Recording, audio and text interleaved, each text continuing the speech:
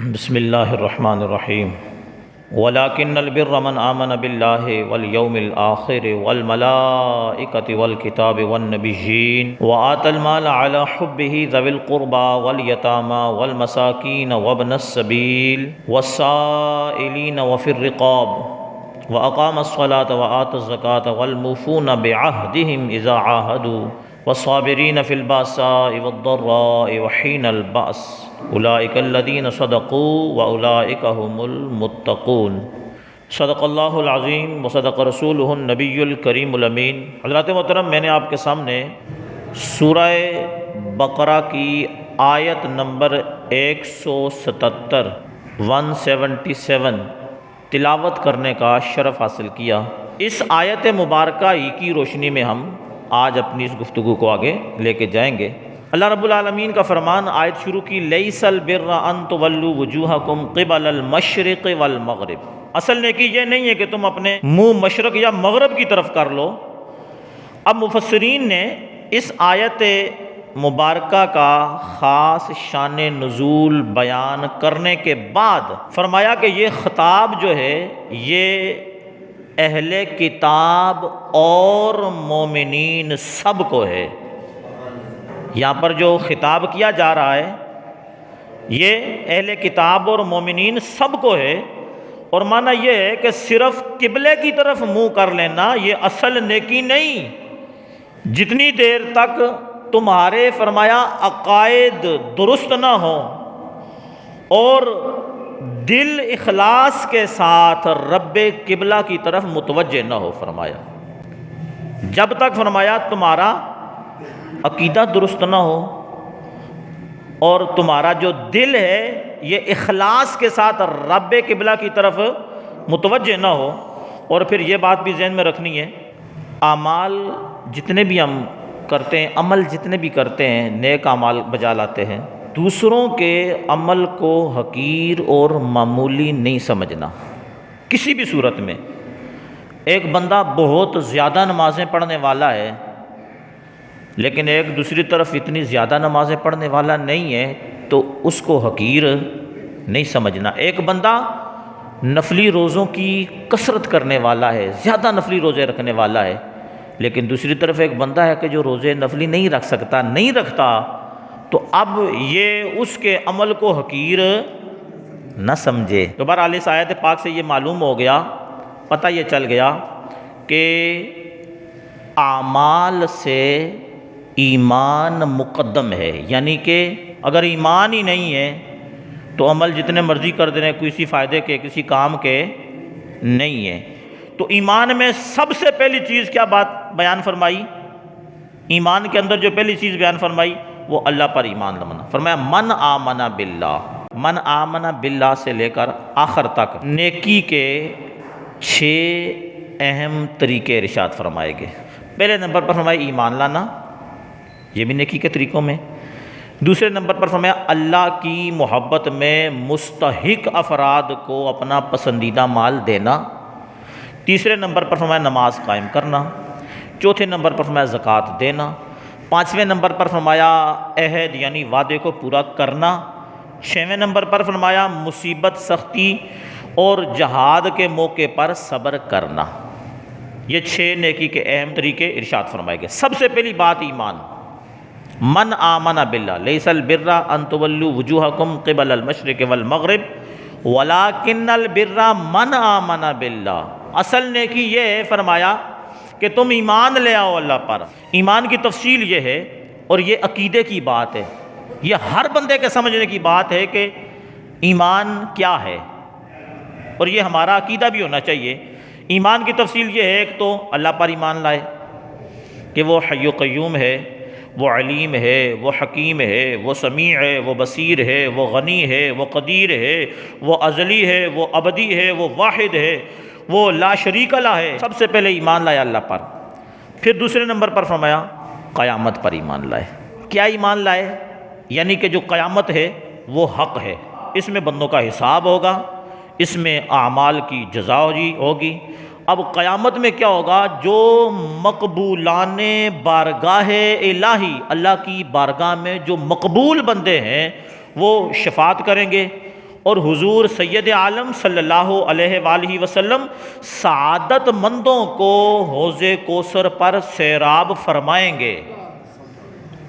یعنی کہ قیامت پر جو ایمان لانا ہے اس میں ان باتوں کو اپنے ذہن میں رکھنا ہے، اس پر ہمارا ایمان ہونا چاہیے کہ جو اللہ کی بارگاہ میں مقبول بندے ہیں وہ شفاعت بھی کریں گے، اور اللہ کے نبی علیہ السلام جو سعادت مند لوگ ہوں گے ان کو حوض کوثر پر جام بھی پلائیں گے، پھر پل صراط پر گزر بھی ہوگا، اور اس روز کے تمام احوال جو قرآن میں آئے یا جو سید الانبیاء جناب محمد مصطفیٰ صلی اللہ علیہ وآلہ وسلم نے بیان فرمائے، یہ سب حق ہیں، ان پر ایمان لائے۔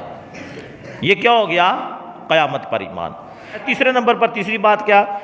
فرشتوں پر ایمان لانا، یعنی کہ اللہ کے فرشتے اللہ کے فرما بردار ہیں، نہ مرد ہیں نہ عورتیں ہیں، ان کی تعداد اللہ جانتا ہے۔ جتنے بھی فرشتے ہیں ان میں 4 فرشتے مقرب ہیں۔ پہلے نمبر پر حضرت جبرائیل علیہ السلام، دوسرے نمبر پر حضرت میکائیل علیہ السلام، تیسرے نمبر پر حضرت اسرافیل علیہ السلام، اور چوتھے نمبر پر حضرت عزرائیل علیہ السلام۔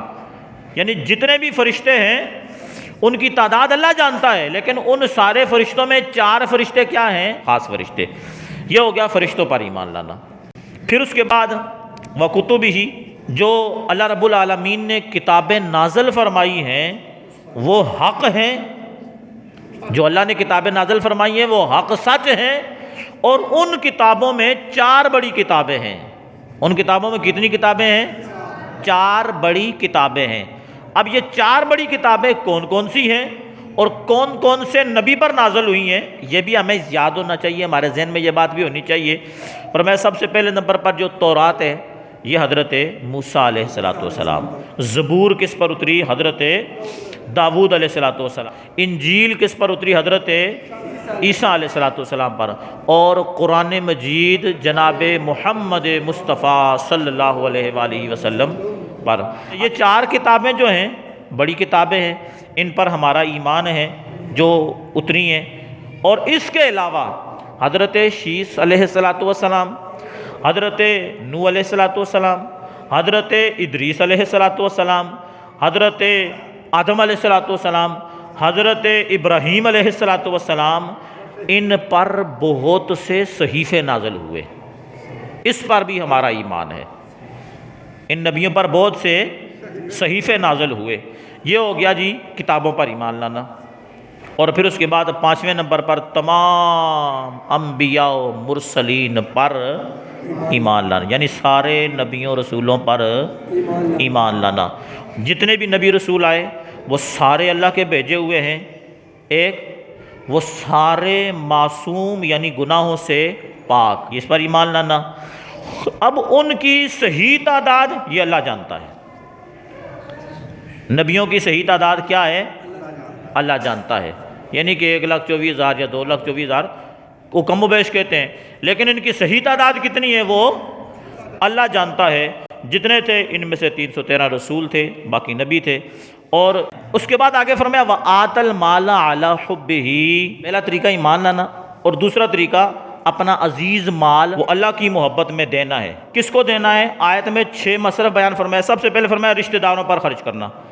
حضرت سلیمان بن عامر رضی اللہ عنہ فرماتے ہیں کہ تاجدار دو عالم صلی اللہ علیہ وآلہ وسلم نے ارشاد فرمایا کہ رشتہ دار کو صدقہ دینے میں 2 ثواب، ایک صدقہ کرنے کا، ایک صلہ رحمی کرنے کا فرمایا۔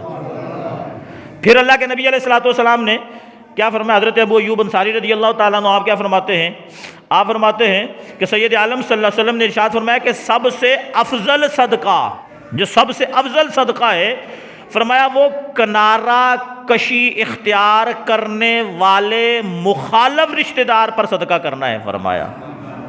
یعنی ایسا رشتہ دار جس نے کنارہ کشی کر لی، وہ آپ کا مخالف بھی ہے اور آپ کو پتہ ہے کہ اب اس کو ضرورت ہے صدقہ و خیرات کی، اس پر صدقہ کر دینا یہ سب سے افضل صدقہ ہے۔ دوسرے نمبر پر فرمایا آیت میں جو دوسرا مصرف بیان فرمایا وہ کون سا فرمایا؟ وہ یتیموں پر خرچ کرنا۔ پہلا مصرف رشتہ داروں پر، دوسرا طریقہ مصرف کون سا؟ یتیموں پر، جس نابالغ شخص کے باپ کا انتقال ہو چکا ہو اس کو یتیم کہتے ہیں۔ بالغ ہونے کے بعد وہ یتیم والے یعنی کہ وہ جو چیزیں وہ ختم ہو جاتی ہے۔ اب اس کے بارے میں حضرت سہل بن سعد فرماتے ہیں کہ اللہ کے نبی علیہ السلام نے ارشاد فرمایا کہ جو آدمی یتیم کی کفالت کرے، نبی پاک علیہ السلام نے ارشاد فرمایا کہ یہ کفالت کرنے والا اور میں دونوں جنت میں ایسے ہو گئے، فرمایا۔ یہ درمیان والی اور شہادت کی انگلی اٹھا کر فرمایا، فرمایا ان میں تھوڑا سا فاصلہ تھا۔ اپنا مال دوسرے نمبر پر کس کو دینا ہے؟ یتیموں کو۔ تیسرے نمبر پر فرمایا والیتامى والمساکین، مسکینوں پر خرچ کرنا۔ حضرت ابو ہریرہ رضی اللہ تعالیٰ عنہ کیا فرماتے ہیں؟ اب یہ مسکینوں والی بات بڑی غور سے سننے والی ہے کہ مسکین ہے کون ہے؟ اللہ کے نبی علیہ السلام فرمایا کہ مسکین وہ نہیں ہے جو لوگوں میں گھومتا رہتا ہے اور ایک لقمہ یا دو لقمے اور ایک کھجور یا دو کھجوریں لے کر چلا جاتا ہے۔ صحابہ کرام علیہم رضوان نے عرض کیا یا رسول اللہ صلی اللہ علیہ وسلم پھر مسکین کون ہے؟ یعنی آج کل تو جتنے بھی مسکین ہیں اس کے پاس جو ہے وہ جتنے بھی مانگنے والے ہیں جو اپنے آپ کو مسکین بنائے پھرتے ہیں، شرعی طور پر تو یہ اس چیز کے مستحق ہی نہیں ہے کہ ان کو دیا جائے، ان کا تو کاروبار بنا ہوا ہے۔ جتنے بھی مانگنے والے اکثر یہاں بھی اور جہاں بھی چلے جائیں آپ، مسجد میں نماز ہوتی ہے اور نماز کے بعد باہر لائن لگی ہوتی ہے مسکینوں کی، لو جی مانگنے والوں کی، اور بعض تو ان میں ایسے ہوتے ہیں کہ جو نشہ کرنے والے ہوتے ہیں اور آپ اس بات کا خیال ہی نہیں کرتے، لو جی روٹی کے نام پر وہ لے لیتے ہیں، جی میں نے روٹی کھانی ہے، اور کرتے جا کر نشہ ہے وہ اپنی زندگی تباہ کرتے ہیں۔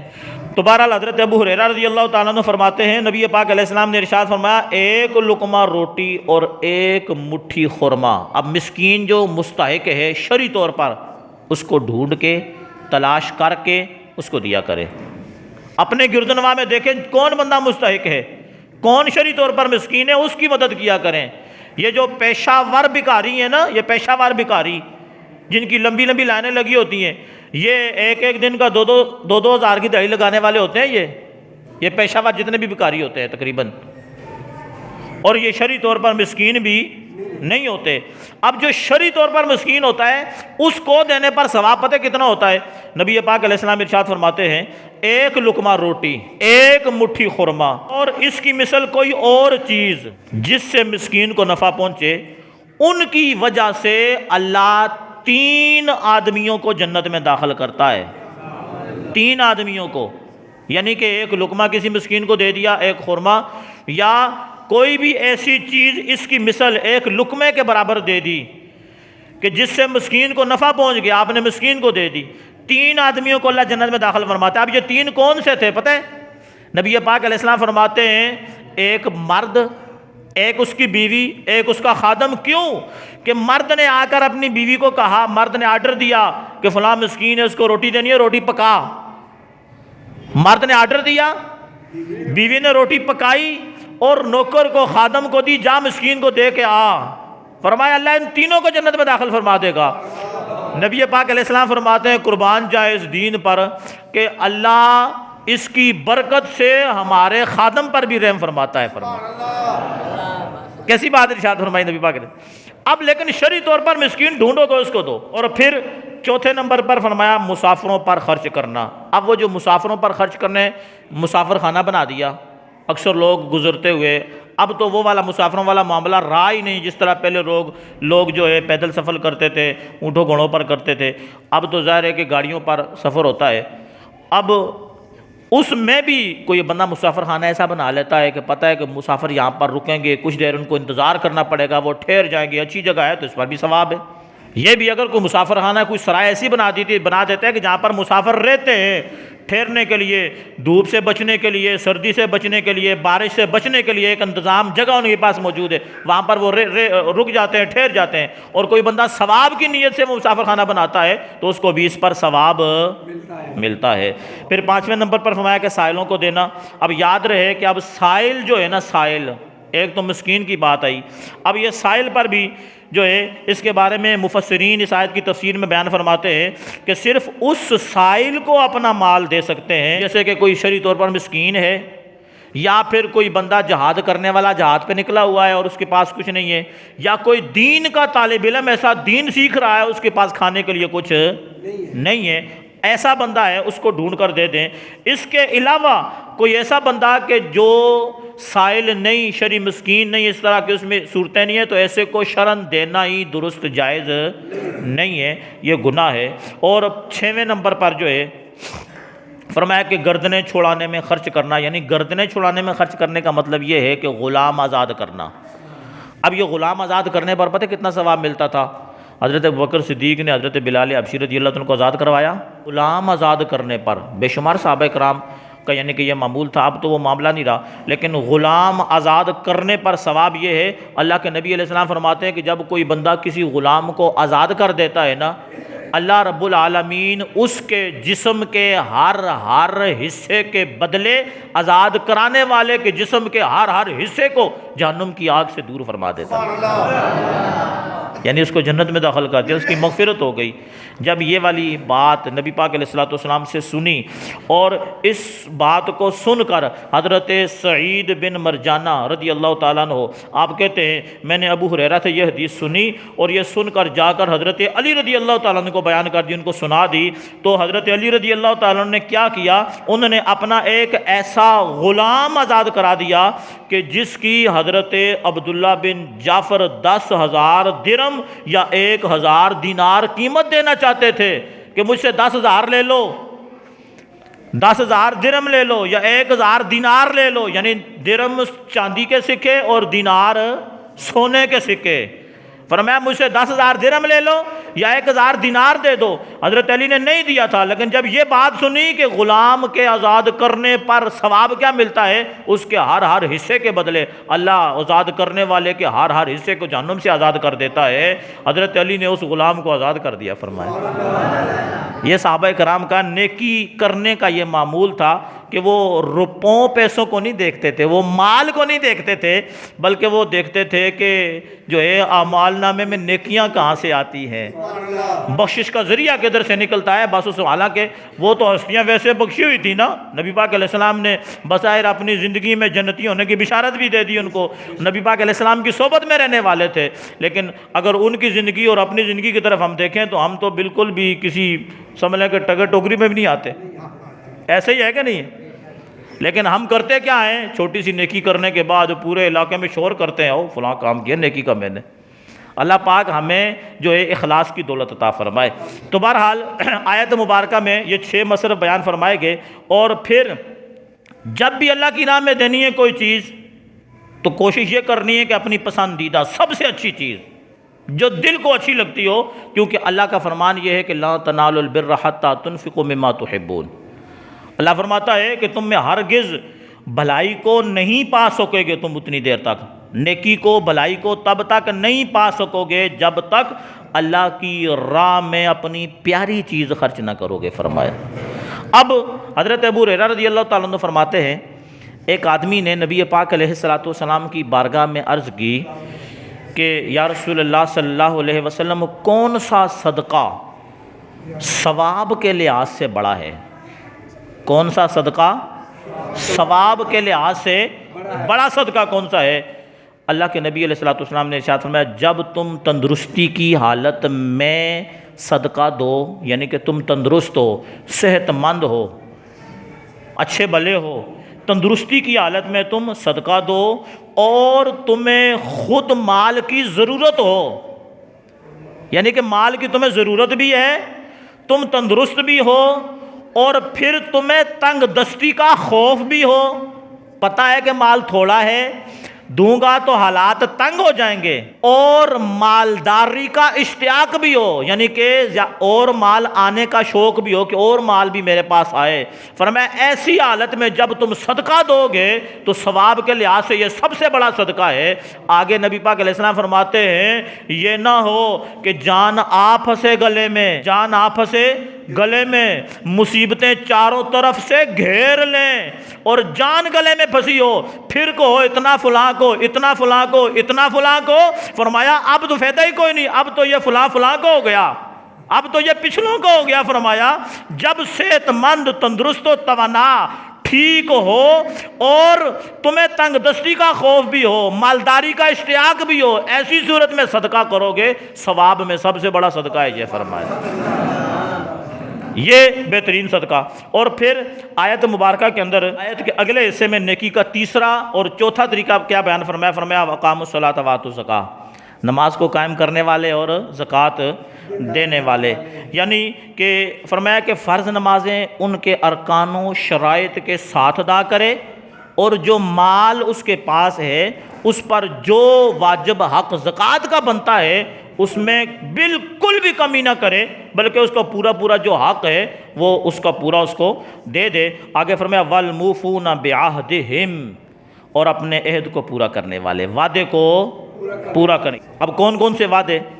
فرمایا جتنے وعدے بھی اللہ سے کیے، جتنے وعدے بھی رسول پاک صلی اللہ علیہ وآلہ وسلم سے کیے، ان ساروں کو پورا کرنا۔ اور یہ وعدے پورا کرنے والے نیکی کے حصے میں آئے، اور باقاعدہ قرآن مجید کی سورہ بقرہ کی آیت نمبر 177 کی تفسیر آپ کے سامنے بیان کر رہا ہوں۔ فرمایا کہ جتنے وعدے بھی ہیں وہ اللہ سے کیے ہیں، وہ رسول پاک صلی اللہ علیہ وسلم سے کیے ہیں، وہ اپنے اساتذہ سے کیے ہیں، اپنے پیر سے، شیخ سے کیے ہیں، نکاح کے وقت اپنی بیوی سے کیے ہیں، حکمران نے اپنی رعایا سے کیے ہیں۔ جتنے وعدے بھی ہیں، جتنے جائز وعدے، ناجائز نہیں، جتنے بھی جائز وعدے ہیں، ان سارے وعدوں کا پورا کرنا ہے۔ ہم اپنے گریبان میں ذرا جھانک کے دیکھیں، اللہ کے وعدوں کو پورا کر رہے ہیں؟ رسول پاک علیہ السلام کے وعدوں کو پورا کر رہے ہیں؟ اپنے اساتذہ اور بڑوں کے ساتھ کیے ہوئے وعدوں کو پورا نہیں کر رہے۔ آج ہم تباہی کے دھانے پر آئے اس وجہ سے ہیں، اللہ رسول کے ساتھ کیے ہوئے وعدوں کو ہی ہم پورا نہیں کر رہے، اور اللہ رسول کے وعدے دور رہے۔ اب ہم تو یہاں تک کہ نکاح کے وقت جو شرائط طے ہوتی ہیں نا، بیوی کے ساتھ جو وعدے ہوتے ہیں، ہم تو ان کو بھی پورا نہیں کرتے ہیں۔